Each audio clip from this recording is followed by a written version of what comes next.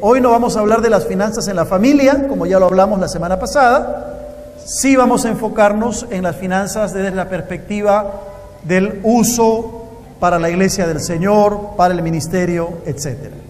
Ahora, el mismo principio que nosotros usamos la semana pasada para la buena administración del dinero en el hogar es el que se aplica también cuando hablamos de la buena administración del dinero que Dios nos da para su reino o para la vida de la iglesia. Hay un principio base, que es el que aparecerá a continuación.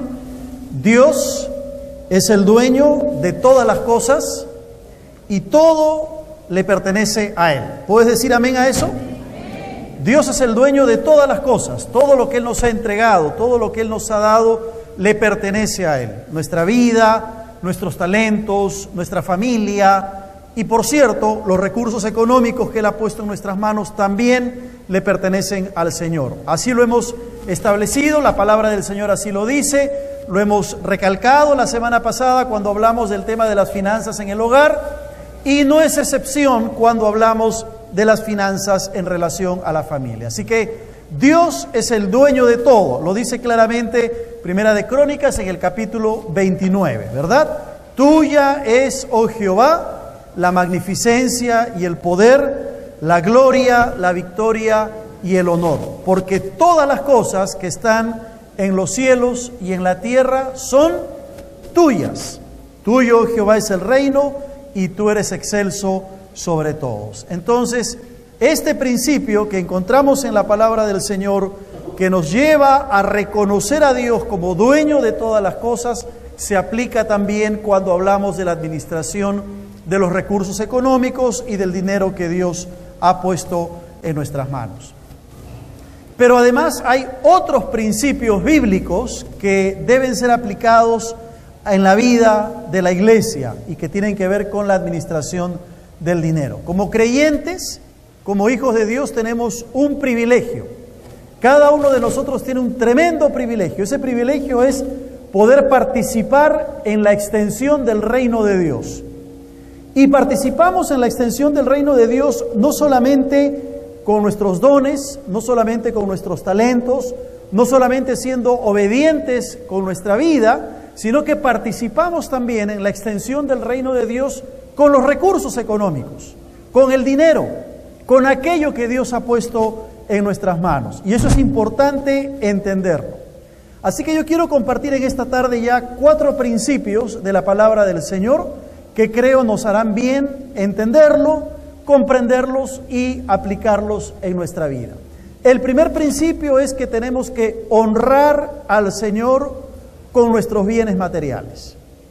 La honra al Señor no solamente debe ser de labios, no solamente debe ser con la vida de obediencia, sino que la honra al Señor también debe ser con los bienes que Él ha puesto en nuestras manos. Proverbios capítulo 3, versículo 9 y versículo 10 dice: honra al Señor con tus bienes y con las primicias de todos tus frutos, y serán llenos tus graneros con abundancia y tus lagares rebosarán de mosto. Es un lindo texto de la palabra del Señor. Es un versículo muy apropiado para nuestro tema. El principio es honrar al Señor. Y específicamente se nos dice allí: honra al Señor con tus bienes. Ahora, los bienes aquí es una referencia a todo lo que poseemos, a todo lo material que poseemos. Puede ser tu casa, tu auto, una moto, tu bicicleta, los electrodomésticos que tienes en tu casa, los muebles que tienes en tu casa, un terreno, un negocio, una cuenta corriente, una cuenta de ahorros.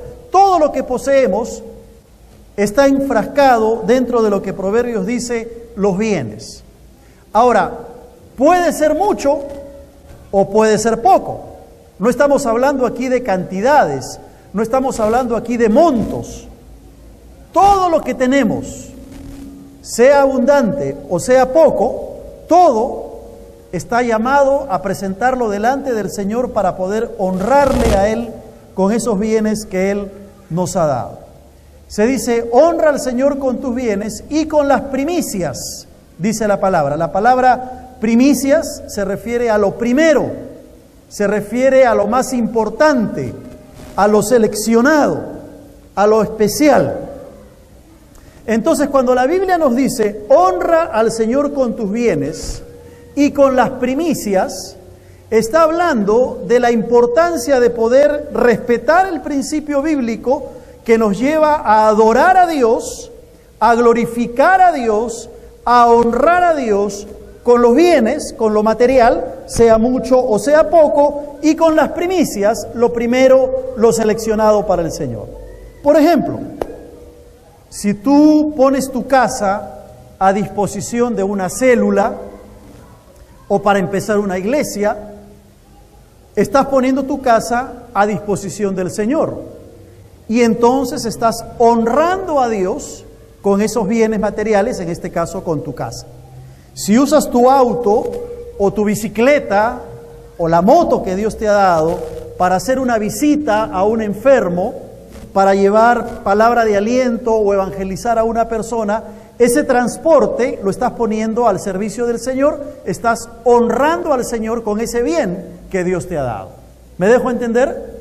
A eso se refiere cuando dice que debemos honrar al Señor con nuestros bienes. Ahora, la palabra también nos dice que debemos honrar con las primicias de todos los frutos. Y eso tiene que ver con lo especial, con lo primero, con lo fundamental. Y nosotros sabemos como hijos de Dios que cuando hablamos de las primicias, estamos hablando de aquello que hemos separado para el Señor en primer lugar. Por ejemplo, el judío, cuando presentaba una ofrenda al Señor, no escogía la ovejita que tenía la pierna quebrada, no escogía el carnero más feo, no. Él escogía la mejor oveja. Escogía el carnero más gordo. Y eso lo presentaba al Señor como una ofrenda. Porque Dios pedía que se le entregara la primicia, lo primero, lo más seleccionado, lo mejor para el Señor. El otro día una hermana me dice, pastor, quiero entregarle la primicia de mi negocio y el Señor me ha bendecido, así que lo traigo para que usted lo comparta con los pastores. Y nos trajo un rico queso bien grande así, hermoso. En el concepto de la hermana, esa era la primicia que estaba trayendo para la iglesia, para que en este caso específicamente, porque así lo dijo ella, que los pastores lo puedan aprovechar en su desayuno pastoral de los días martes. Claro que el pastor Wilmer se comió la mitad, pero no importa, pero la otra mitad quedó para el resto de los pastores. Pero fue la primicia que ella trajo para nosotros, para compartir, ¿no? A eso se refiere cuando hablamos de honrar al Señor con nuestros bienes. Ahora, esa exhortación va acompañada del otro texto que aparece en Malaquías en el capítulo 3, que ustedes también lo conocen algunos de memoria. Traed todos los diezmos al alfolí y hay alimento en mi casa. Y probadme ahora en esto, dice Jehová de los ejércitos, si no os abriré las ventanas de los cielos y derramaré sobre vosotros bendición hasta que sobreabunde. Es interesante cuando uno mira estos dos principios de honra, porque ambos principios, tanto el de Proverbios como el de Malaquías, trae consecuencias para aquel que obedece y que honra esos principios. Trae resultados para todo aquel que decide obedecer el principio de honrar al Señor con los bienes. Por ejemplo, en Proverbios se nos dice que si honramos al Señor con los bienes, dice, serán llenos tus graneros y tus lagares rebosarán de mosto. Serán llenos tus graneros con abundancia y tus lagares rebosarán de mosto. Es interesante porque para el judío, tener sus graneros llenos no solamente significaba provisión de parte de Dios para las próximas semanas y los próximos meses, de saber que tenía el granero lleno de comida, sino que para el judío tener el granero lleno significaba recibir la aprobación de Dios y la bendición de Dios. Más allá de la cantidad de poder tener los graneros llenos, para el judío sabía que eso significaba que Dios lo miraba con alegría. Dios aprobaba la vida de ese judío que había sido fiel, honrando al Señor con sus bienes, y por lo tanto ahora sus graneros estaban llenos. Era la alegría del judío de saber que contaba con la aprobación de Dios, con la bendición de Dios. Para él no se trataba de tener mucho grano en su granero, no se trataba de contar con mucha provisión para las próximas semanas. Para él era importante saber y reconocer que Dios lo miraba con alegría. Dios aprobaba a este judío. Ahora dice que los lagares rebosarán de mosto. Los lagares rebosarán de mosto. Ahí tienen ustedes una foto de lo que es un lagar. El lagar era una especie de, no sé cómo llamarle, recipiente, de contenedor, donde el judío pisaba, trituraba la uva o la aceituna o la manzana, que produciría luego la sidra o el mosto que se usaba para la bebida en el tiempo de los judíos. Eso era un lagar. Entonces, cuando la Biblia dice, tus lagares rebosarán de mosto, está diciéndole al judío, no solamente no te va a faltar comida en tus graneros, sino que además no te va a faltar bebida. Es decir, está hablando de los símbolos que significan el sustento en la vida del judío. Entonces, la abundancia en los graneros y los lagares llenos de mosto nos hablan de la comida y de la bebida que nunca faltarían en la casa de aquel judío que había decidido honrar al Señor con sus bienes. En Malaquías también se muestra la consecuencia, porque el Señor, después que dice, trae todos los diezmos al alfolí, el Señor dice, probadme ahora en esto, si no os abriré las ventanas de los cielos y derramaré sobre vosotros bendición hasta que sobreabunde. En ese texto el Señor lo que está haciendo, está invitándonos a que seamos fieles con nuestros diezmos, porque Él dice que abrirá las ventanas de los cielos y que derramará bendición hasta que sobreabunde. Otra vez, para el judío era la seguridad de saber que contaba con la bendición de Dios, de saber que contaba con la aprobación de Dios, porque había sido fiel con sus diezmos y con todos sus bienes. Ahora bien, ¿será que estos textos bíblicos quieren decirnos que debemos darle al Señor el diezmo para que Él nos dé más y para recibir más de Dios? ¿Será que la Biblia enseña que si yo doy mi diezmo, entonces Dios está obligado a devolverme ese diezmo y aún más? La respuesta es no. No por dar mi diezmo, escúchame bien, hermano, no por dar mi diezmo quiere decir que necesariamente Dios me va a bendecir. Es decir, yo no voy a dar mi diezmo como haciendo una transacción con Dios. Señor, yo te doy mi diezmo, ahora yo espero que tú me devuelvas el diezmo que he dado y me bendigas más, porque así lo dice tu palabra. Pues no es así. Las bendiciones de Dios son fruto de la gracia de Dios. Las bendiciones de Dios son un regalo para el Hijo de Dios.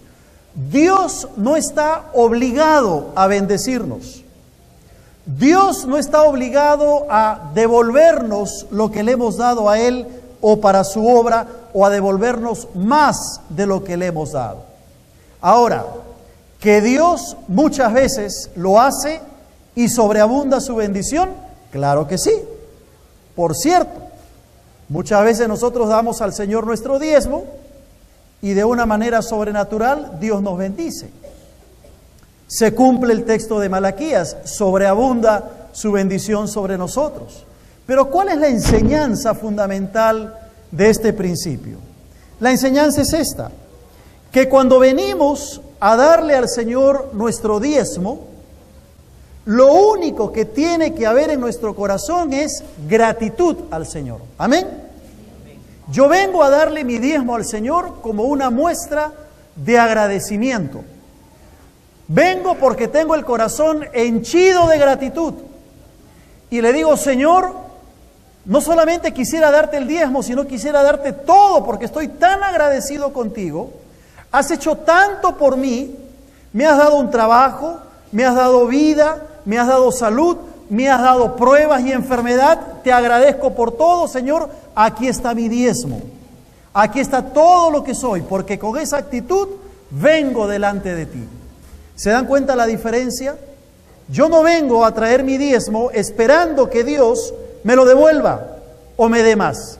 Si Él lo hace, gloria a su nombre. Si Él sobreabunda la bendición material, es potestad de Él. Dios no está obligado a bendecirme. Mi tarea es venir con un corazón agradecido, porque además, cuando yo vengo con un corazón agradecido, se está cumpliendo el texto de 1 Crónicas 29:11. Estoy reconociendo que todo es de Él. Estoy reconociendo que todo le pertenece a Él. ¿Puedes decir amén a eso? Ahora tú me dirás quizá, pero pastor, el Nuevo Testamento no habla del diezmo. Es cierto, el Nuevo Testamento no habla del diezmo por una sencilla razón, y te la voy a explicar. El judío vivía bajo la ley, ¿no es verdad?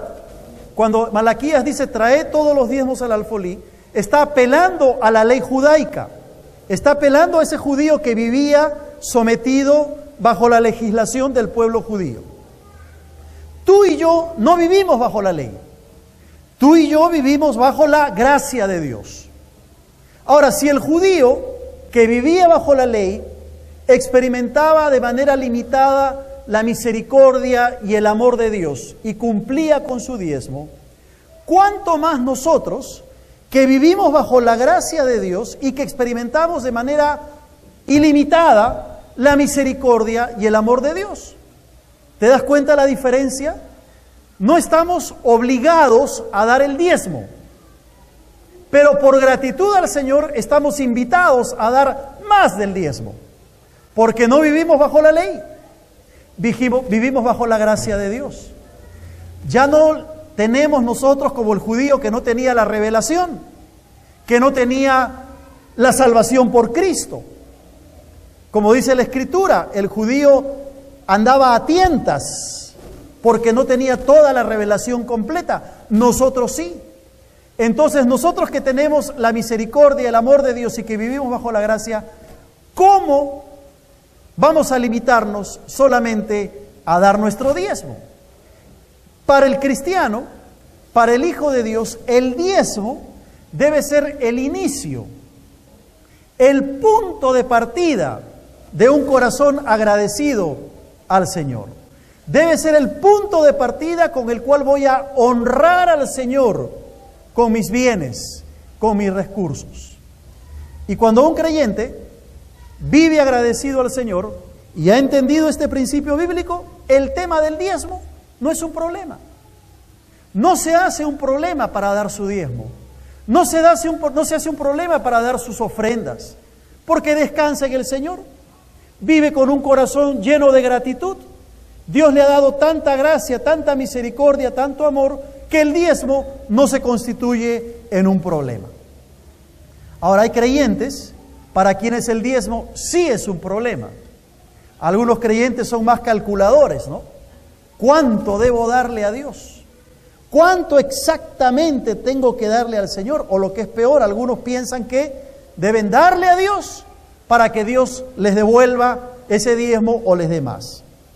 En el tema del diezmo, hermano amado, tenemos que decir que el asunto es un asunto del corazón. Es un asunto interno. Es un asunto de tu vida íntima con Dios. Yo como pastor no estoy preocupado por saber cuánto es lo que los hermanos de la iglesia diezman. No me interesa saberlo, porque es un asunto entre tú y Dios. Sí me interesa saber si mis pastores están diezmando y si mis líderes de la iglesia están diezmando, porque no puedo concebir que haya alguien siendo líder de una iglesia o siendo un pastor que no diezme. Y eso sí merece una conversación. Pero yo no estoy preocupado por el diezmo de ustedes, como iglesia en general, porque ese es un asunto del corazón. Y cada uno dará cuenta a Dios de su fidelidad. Ahora, yo te pregunto, ¿Vives agradecido a Dios y reconociendo que todo es de Él? Entonces te vuelvo a preguntar, ¿eres fiel con tus diezmos delante del Señor? Porque el diezmo es una especie de termómetro espiritual en la vida del cristiano. El diezmo habla de la fidelidad tuya a Dios. Y aquí no estamos hablando de cantidades, otra vez lo vuelvo a reiterar. Estamos hablando de fidelidad, en lo mucho o en lo poco. Tú me dirás, pero pastor, yo no trabajo, soy ama de casa y solamente recibo 10 soles, 20 soles diarios para preparar la comida para la familia. Bueno, si tú recibes 20 soles o 10 soles, separa tu diezmo y arréglatelas con 18 soles o con 9 soles. Y vas a ver, yo te aseguro que si tú eres fiel al Señor y de lo que recibes separas tu diezmo, sea un sol o sean 2 soles, Dios te va a sobreabundar. Si tú eres un estudiante y recibes una propina, separa tu diezmo. A nuestros niños tenemos que enseñarles a que de sus propinas separen su diezmo. Porque más allá de la cantidad, es un asunto del corazón. El diezmo, en un sentido, marca la pauta de tu agradecimiento a Dios y de tu fidelidad al Señor. ¿Amén? El segundo principio es este. Contribuye con el reino de Dios. Estamos llamados a contribuir con el reino de Dios. Tiene relación con lo que hemos dicho del diezmo, pero se amplía un poquito más. ¿Qué queremos decir con esto? Hay hermanos en la iglesia a quienes Dios ha bendecido con un buen trabajo. Tienen una buena remuneración. Hay otros hermanos a quienes Dios ha bendecido con un negocio. Tienen una empresa, tienen un negocio. Hay otros hermanos a quienes Dios ha bendecido con inversiones. Han invertido una cantidad de dinero y el Señor les ha prosperado y les ha bendecido económicamente. Esa bendición económica que Dios te ha dado no es solamente para que la disfrutes con tu familia, no es solamente para que tú la disfrutes de las cosas buenas que la vida te puede dar. Tú tienes que entender que cuando llega un dinero extra a tu bolsillo, sea por tu trabajo, sea por un negocio, sea por una inversión, eso adicional que Dios te está dando, Dios quiere que también lo uses parcialmente, ¿verdad? Porque también tienes derecho a disfrutar el esfuerzo de tu trabajo. Quiere Dios que lo uses y contribuyas al reino de Dios. ¿De qué estamos hablando aquí? Estamos hablando de todo aquello que tiene que ver con la extensión del reino de Dios, que tiene que ser hecho más allá de nuestro diezmo. Por ejemplo, aquí entran las ofrendas misioneras. Aquí entra la ofrenda voluntaria que traemos cada domingo, que muchos de ustedes traen cada domingo y dejan en el alfolí.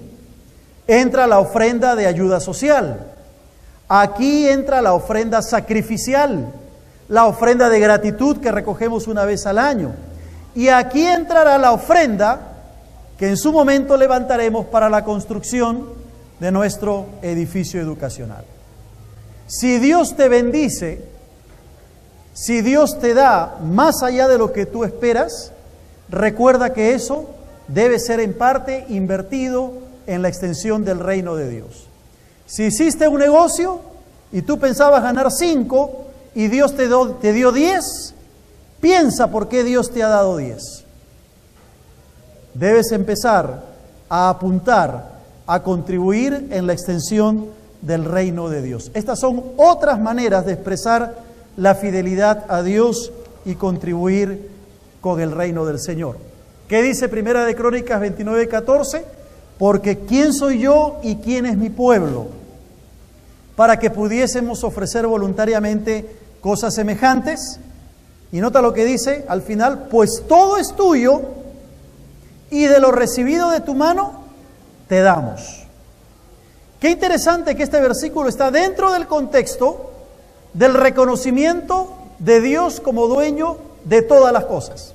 Yo he estado leyendo Primera de Crónicas 29 estos días, y Dios mediante el próximo domingo vamos a enfocarnos un poco más en ese pasaje. Pero este versículo está dentro del contexto en el cual tú reconoces que Dios es dueño de todas las cosas. Ahora yo te pregunto, ¿estás contribuyendo con la extensión del reino de Dios en esta tierra? ¿Cómo estás en el tema de tus ofrendas? ¿Cómo estás en el tema de tu ofrenda misionera? El otro día le pedí a mi secretaria que por favor me alcance la relación de promesas misioneras. Y solamente para ver el número de cuántos de esta congregación de 1000 se habían comprometido para dar su ofrenda misionera. Y me sorprendí cuando vi que de los 1000 que casi somos, solamente 150 han llenado su compromiso misionero. Y es cierto que muchos de ustedes dan su ofrenda sin haber llenado el compromiso. Está bien. Pero estoy seguro que todavía hay hermanos que no han entendido la importancia de su compromiso de la ofrenda misionera. Si Dios te bendice, es para que contribuyas a la extensión del reino de Dios. El día que nosotros presentamos el proyecto de construcción del edificio al liderazgo de la iglesia, esa misma tarde, en la noche, una familia se acercó y donó $1000 para la construcción del edificio. A los pocos días, otra familia entregó $500 para la construcción del edificio. Son hermanos que han entendido que cuando uno recibe la bendición de Dios, es para ponerla a disposición del reino de Dios, para la extensión del reino de Dios. Yo te pregunto, ¿cómo estás en este tema? Estamos bajo la gracia y estamos llamados a ser mucho más agradecidos con el Señor con todo lo que Él ha hecho con nosotros. Hay un tercer principio que quiero compartir. Dios te da para que compartas también con la familia de la fe.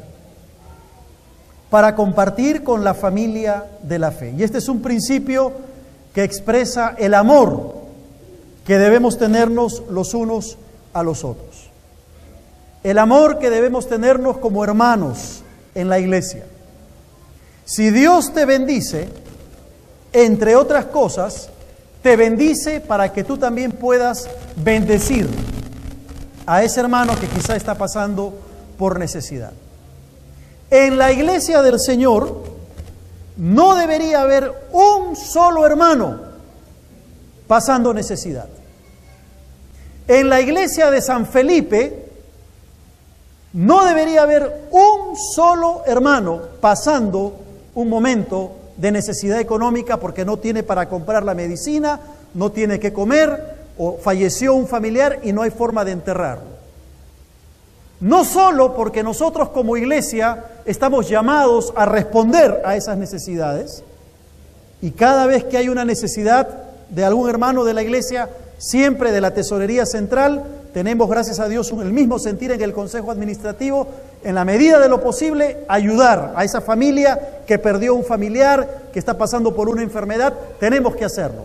Pero no solo esperar que se haga desde la tesorería de la iglesia. Cada uno de nosotros, tú y yo, estamos llamados a estar atentos a las necesidades de nuestros hermanos y responder a esa necesidad. Al terminar el primer culto, yo estaba saludando a los hermanos que salían del culto y se me acercó la hermanita Aide, una hermanita, ustedes la conocen, bajita, una hermanita a la que yo quiero mucho. Y me dice, rapidito, me dice, pastor, le pido por favor que ore por mi salud porque estoy enferma. Yo no pude seguir conversando con ella en ese momento porque estaba saludando a los otros hermanos que venían. Pero terminé de saludar y la vi y me acerqué y le digo, hermanita Aide, ¿qué pasa? ¿Cuál es su enfermedad? Me dice, pastor, estoy con osteoporosis, estoy mal, me duelen los huesos, estoy mal de la columna.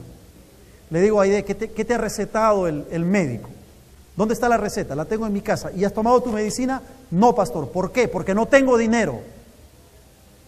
Yo le dije en ese momento, hermana Aide, tráeme la receta esta noche y me la vas a entregar para que la iglesia te compre esas medicinas.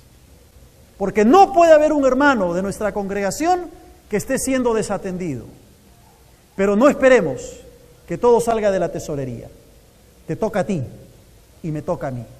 ¿Amén? Estamos llamados para mostrar el amor los unos a los otros. La palabra del Señor dice que en todo os he enseñado que trabajando así se debe ayudar a los necesitados y recordar las palabras del Señor Jesús que dijo: más bienaventurado es recibir que dar. Así dijo: más bienaventurado es dar que recibir. Hay gozo en dar. Somos llamados dichosos, somos llamados felices cuando damos, cuando seguimos el ejemplo del Señor. Dios nos bendice para bendecir a otros, para ayudar a otros y en especial a los de la familia de la fe. A veces puede haber un hermano, un estudiante del seminario. Yo recuerdo cuando era estudiante del seminario, ¿no? Yo trabajaba, estaba recién casado, no me alcanzaba el dinero para pagar mi pensión a veces, ¿no? Y como dicen los jóvenes, andaba arrancado, ¿no? A veces iba a pagar mi pensión y de pronto me decía la administradora: no se preocupe, hermano, ya alguien pagó por usted. ¡Qué bendición! Aquí tenemos chicos que son estudiantes del seminario, que a veces no tienen para el pasaje para ir hasta Pueblo Libre a estudiar. ¿Por qué no le bendices tú con tu ofrenda? Si sabes de algún estudiante, ayúdalo. Hermanos que quizá están pasando una enfermedad, u otros que han enfrentado el fallecimiento de algún ser querido que ha ocasionado gastos adicionales. Hay dicha y felicidad. Somos llamados bienaventurados cuando podemos ayudar al necesitado. Ahora, para esto también necesitamos sabiduría, ¿no? Porque hay mucha gente que va a venir a pedir y nos hemos encontrado aquí en la iglesia con pedilones, ¿no? Mucha gente que viene a pedir, que está en una necesidad, quieren sorprender al pastor, a los hermanos, a los creyentes, y a veces uno por buena voluntad, bueno, le da algo, ¿no? Pero nos sorprende. Estaba leyendo la noticia de esta señora que estaba con su hijo llevándolo en brazos, ¿no? Pidiendo dinero en las calles de Lima, moviendo el corazón de mucha gente, hasta que las autoridades fueron a la casa de esta señora y descubrieron que ese muchacho inválido que llevaba ella, supuestamente inválido, no tenía nada de inválido. Hay gente así que va a sorprender. Tenemos que usar sabiduría. Yo creo que la persona que realmente necesita casi nunca pide. El que realmente necesita casi nunca pide. Pero nosotros como hijos del Señor tenemos que entender que nuestra responsabilidad, nuestro privilegio es ayudar a los necesitados. Ya ellos darán cuenta a Dios de su engaño. Pero nuestra tarea es ayudar especialmente a los de la familia de la fe. Mira lo que dice Primera de Juan 3:17. Pero el que tiene bienes de este mundo y ve a su hermano tener necesidad y cierra contra él su corazón, ¿cómo mora el amor de Dios en él? Lo que Juan está haciendo es planteando una pregunta retórica cuya respuesta es obvia. Es imposible que more el amor de Dios en un creyente que, pudiendo ayudar a su hermano, no lo hace y cierra su corazón. Eso es lo que Juan está diciendo.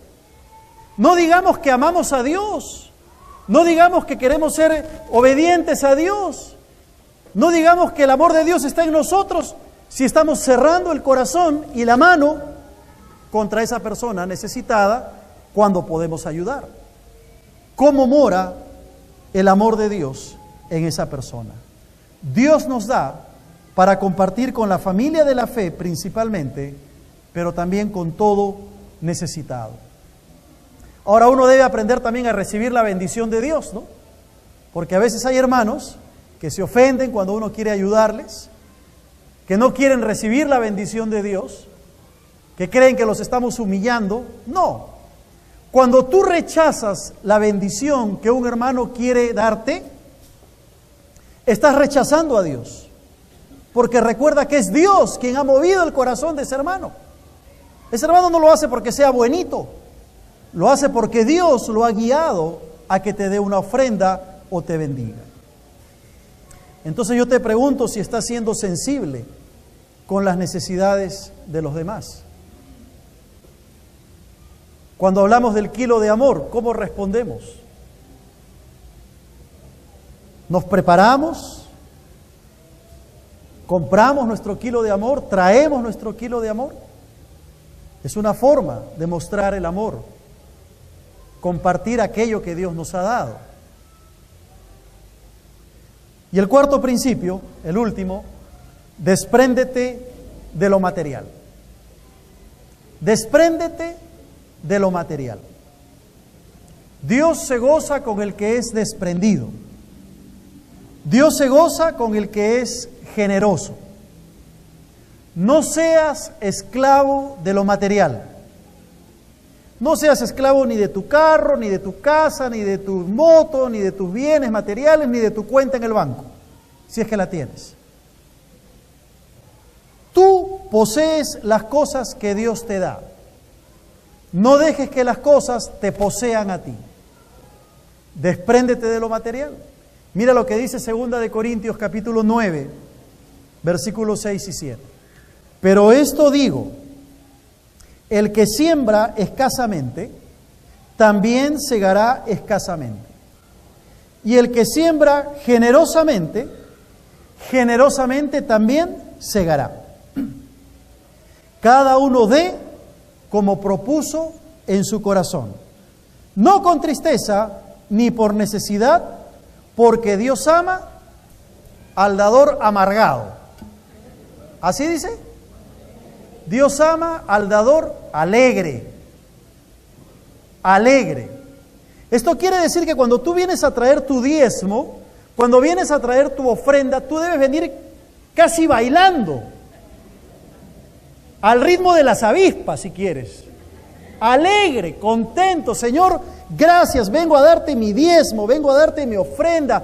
Tú has hecho tanto por mí, Señor. ¿Cómo no voy a estar agradecido? Vengo contento, Señor. Aquí está mi ofrenda, aquí está mi diezmo. ¿Por qué? Porque dice que Dios ama al dador alegre. Pero hay algunos que vienen así con el rostro casi con silicio y ceniza, medios amargados. Qué piña, otra vez tengo que dar mi diezmo. No, hermano, debe ser un motivo de gozo. Siempre decimos que la hora de las ofrendas y los diezmos no es para cuchichear, para comentar, para hablar. No es el break, no es el refrigerio del culto. Traer los diezmos y las ofrendas es el momento de adoración y de alabanza.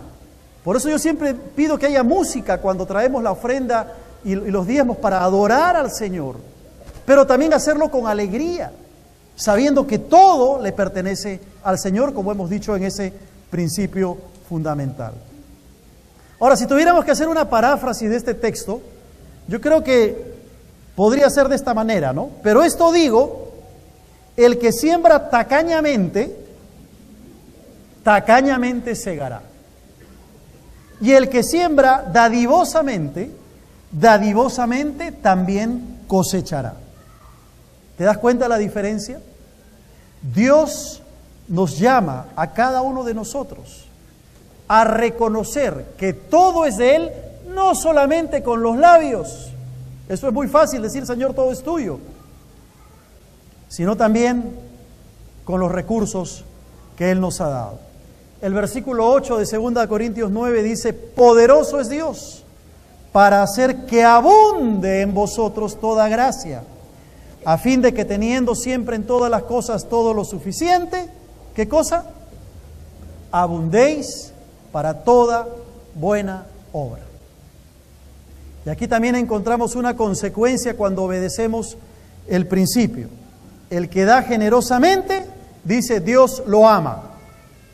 Dios ama al dador alegre, no al triste, no al amargado, no al que da porque en fin, no al que da a regañadientes. Dios ama al dador alegre. ¿Y sabes por qué Dios ama al dador alegre? Porque a Dios le interesa tu corazón.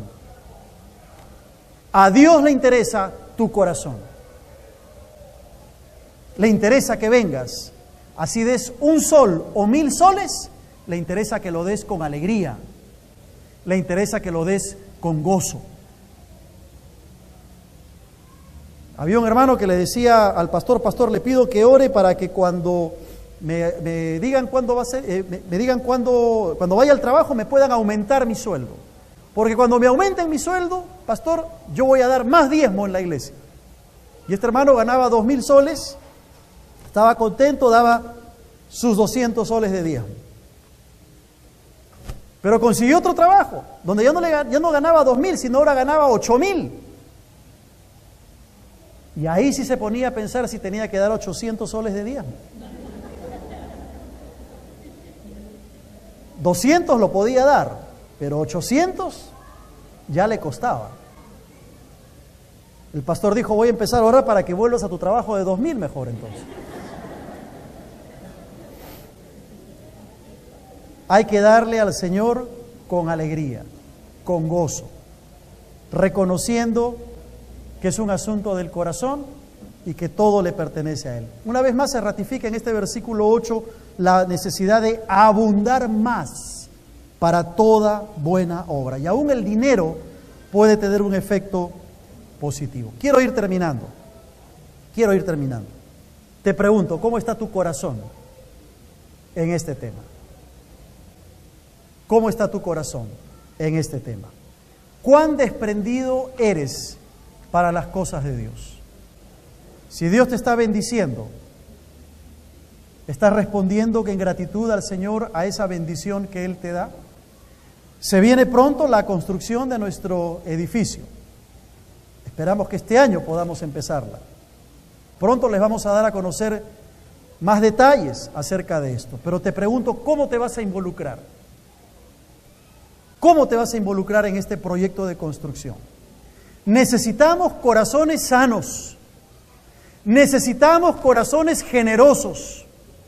Corazones dadivosos y que estén listos para contribuir para la eternidad. Quiero terminar con Mateo capítulo 6. No os hagáis tesoros en la tierra, donde la polilla y el orín corrompe, y donde ladrones minan y hurtan. Mas haceos tesoros en el cielo, donde ni la polilla ni el orín corrompen, y donde ladrones no minan ni hurtan. Porque donde estuviere vuestro tesoro, allí estará vuestro corazón. ¿Dónde está tu corazón? ¿Dónde está tu corazón? ¿En tu casa? ¿En tu carro? ¿En tu cuenta del banco? ¿En tu sueldo de fin de mes? ¿En el negocio que vas a hacer? ¿En la gratificación que has cobrado? ¿Dónde está tu tesoro? ¿Dónde está tu corazón? Yo creo, y esto lo digo con mucho respeto y con mucho cuidado en el Señor, yo creo que un creyente que no está siendo fiel al Señor con sus diezmos, que no está contribuyendo para el reino de Dios, que no está compartiendo con el que padece necesidad cuando él puede hacerlo, y que no se ha desprendido de lo material, yo creo que ese creyente está en pecado. Y todo pecado tiene que ser confesado. Yo creo que el creyente que no está siendo fiel al Señor con sus diezmos está en pecado. Y tiene que arrepentirse. Porque ¿sabes qué? Más allá del dinero que te quedes tú, que es del Señor, mucho o poco, tú estás diciéndole al Señor, Señor, no me interesas. Estás desplazando a Dios del centro de tu corazón y te estás poniendo tú en el centro de tu corazón. No estás reconociendo que Dios es el dueño de todo, aunque lo digas con tu boca. Y si esa es tu situación, tienes que arrepentirte delante de Dios, pedirle perdón, que Él te perdone tus pecados y empezar de nuevo. Es una cosa muy seria, porque lo que estamos diciéndole al Señor es, Señor, yo ocupo el primer lugar de mi vida, no tú. Te pregunto una vez más, ¿cómo estás en este tema? Que el Señor nos ayude y su gracia se extienda a nosotros. Vamos a orar.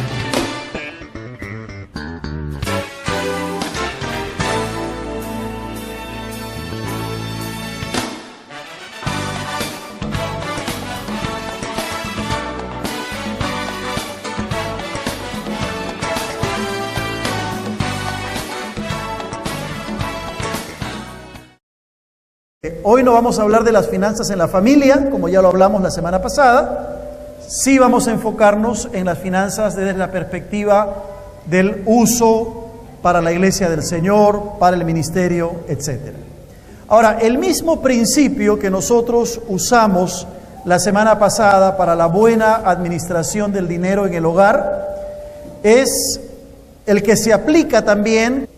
La honra al Señor no solamente debe ser de labios, no solamente debe ser con la vida de obediencia, sino que la honra al Señor también debe ser con los bienes que Él ha puesto en nuestras manos. Proverbios capítulo 3, versículo 9 y versículo 10 dice: honra al Señor con tus bienes y con las primicias de todos tus frutos, y serán llenos tus graneros con abundancia, y tus lagares rebosarán de mosto. Es un lindo texto de la palabra del Señor. Es un versículo muy apropiado para nuestro tema. El principio es honrar al Señor. Y específicamente se nos dice allí: honra al Señor con tus bienes. Ahora, los bienes aquí es una referencia a todo lo que el dueño de todo. Lo dice claramente Primera de Crónicas en el capítulo 29, ¿verdad? Tuya es, oh Jehová, la magnificencia y el poder, la gloria, la victoria y el honor. Porque todas las cosas que están en los cielos y en la tierra son tuyas. Tuyo, oh Jehová, es el reino y tú eres excelso sobre todos. Entonces, este principio que encontramos en la palabra del Señor, que nos lleva a reconocer a Dios como dueño de todas las cosas, se aplica también cuando hablamos de la administración de los recursos económicos y del dinero que Dios ha puesto en nuestras manos.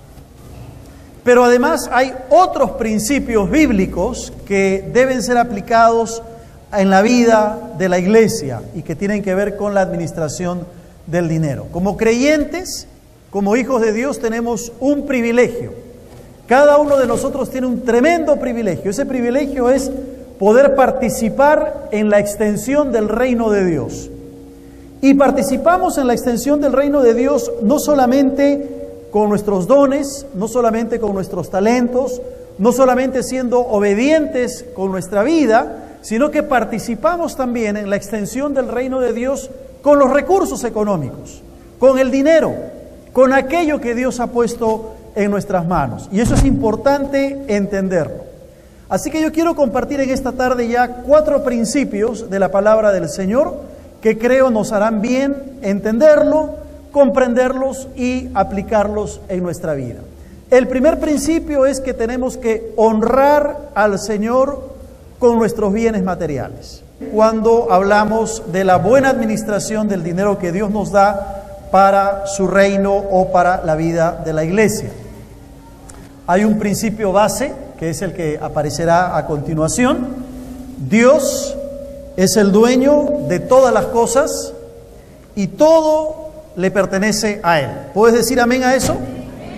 Dios es el dueño de todas las cosas. Todo lo que Él nos ha entregado, todo lo que Él nos ha dado, le pertenece a Él. Nuestra vida, nuestros talentos, nuestra familia y, por cierto, los recursos económicos que Él ha puesto en nuestras manos también le pertenecen al Señor. Así lo hemos establecido, la palabra del Señor así lo dice, lo hemos recalcado la semana pasada cuando hablamos del tema de las finanzas en el hogar, y no es excepción cuando hablamos de las finanzas en relación a la familia. Así que Dios es